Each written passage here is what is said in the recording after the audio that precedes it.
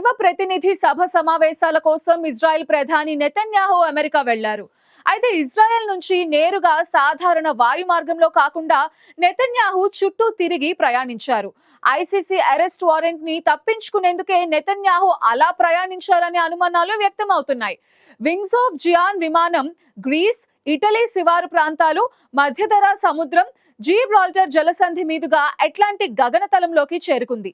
సాధారణ మార్గం కంటే 373 మైళ్లు ఎక్కువ దూరం ప్రయాణించి ఆయన అమెరికాకు వెళ్లారు.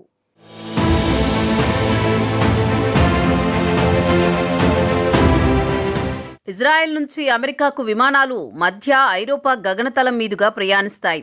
తక్కువ ఫ్యూయల్తో తక్కువ సమయంలో అమెరికా చేరుకునేందుకు సాధారణంగా విమానాలు ఆ వాయు మార్గంలోనే ప్రయాణిస్తాయి. కానీ ఇజ్రాయెల్ ప్రధాని నెతన్యాహు ప్రయాణించిన వింగ్స్ ఆఫ్ జియాన్ విమానం ప్రత్యామ్నాయ మార్గంలో వెళ్ళింది. వింగ్స్ ఆఫ్ జియాన్ విమానం గ్రీస్, ఇటలీ మీదుగా మధ్యధరా సముద్రాన్ని దాటి జిబ్రాల్టర్ స్ట్రైట్ మీదుగా అట్లాంటిక్ గగనతలంలోకి వెళ్ళిందని flight radar 24 ADS-B exchange data తెలిపాయి. సాధారణ మార్గం కంటే 373 మైళ్లు ఎక్కువ దూరం ప్రయాణించాల్సి వచ్చింది. అంతేకాక ప్రయాణ సమయం కూడా 2 నుంచి 3 గంటలు ఎక్కువైంది. సీటింగ్, సెక్యూరిటీ, టెక్నికల్ అరేంజ్మెంట్ల కోసం కొందరు జర్నలిస్టులు వెళ్లలేదని ఇజ్రాయెల్ PMO తెలిపింది.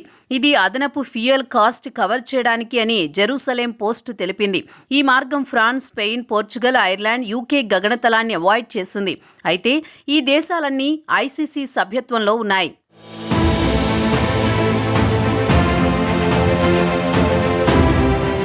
2024 నవంబర్లో ICC గాజా యుద్ధంలో యుద్ధ నేరాలు, మానవత్వానికి వ్యతిరేక నేరాలకు సంబంధించి నెతన్యాహు మాజీ డిఫెన్స్ మినిస్టర్ యోవ్ గాలాంట్పై అరెస్టు వారెంట్లు జారీ చేసింది.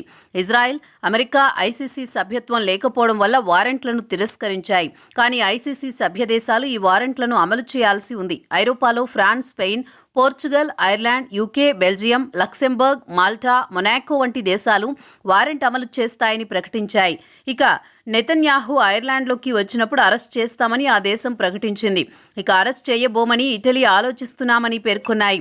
గాజా యుద్ధంలో starvation of civilians, humanitarian aid బ్లాకేడ్కు సంబంధించి గతంలో ICC ఈ వారెంట్లను జారీ చేసింది. దీంతో నెతన్యాహు UNGAలో పాల్గొనేందుకు ఇలా చుట్టూ తిరిగి వెళ్లారని అనుమానం వ్యక్తం చేస్తున్నారు.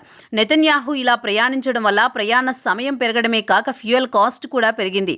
ఈ మార్గం ఐరోపా దేశాల గగనతలాన్ని అవాయిడ్ చేసి ఎమర్జెన్సీ ల్యాండింగ్ రిస్క్ను తగ్గించింది.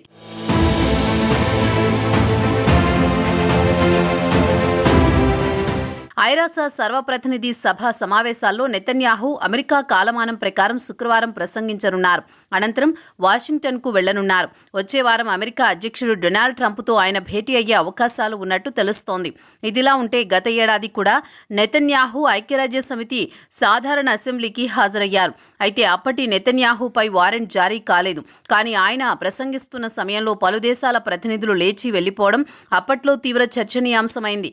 అయితే ICC తనపై వారెంట్ జారీ చేయడాన్ని ఇజ్రాయెల్ ఖండించింది. ఇక ఇజ్రాయెల్ ప్రధాని నెతన్యాహు ఐరాస సమావేశానికి వెళ్లిన సమయంలోనూ గాజాపై IDF దాడులు కొనసాగించింది. గురువారం జరిపిన దాడుల్లో 8 మంది చిన్నారులు సహా మొత్తం 17 మంది పౌరులు మరణించారు.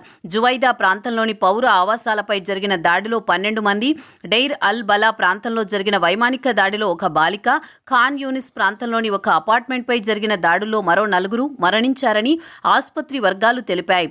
యెమెన్లోని హూతీ తిరుగుబాటుదారులకు చెందిన సైనిక కేంద్రాలపైన ఇజ్రాయెల్ దాడి చేసింది.